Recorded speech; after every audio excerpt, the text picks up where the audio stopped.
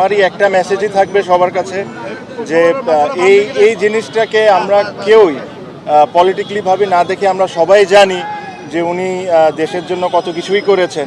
উনি এখন অসুস্থ।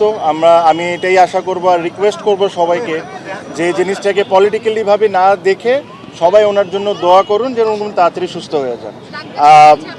এই একই কথাই বলেছেন যে দেখেন আমরা সবাই জানি যে ওনার অবস্থাটা যেরকম আমরা চাই সবাই যত দ্রুত ভালো হয়ে যাক, ওই অবস্থায় নাই উনি এখন, বাট স্লাইটলি অথবা ইমপ্রুভ করছেন। আমি নিজেও যখন অসুস্থ হয়েছিলাম ওনার পরিবারের সবাই আমাকে দেখতে এসেছিলেন। আমার যতটুকু কমফর্ট করা সম্ভব ওনার পরিবার থেকে আমাকে ওই সাহায্যটা ওনারা করেছিলেন। তো আমার কাছে মনে হয় যেটা আমার দায়িত্ব ছিল, প্লাস আমি অনেক দিন ধরেই চাচ্ছিলাম যে এসে ওনাকে একবার দেখে যাই।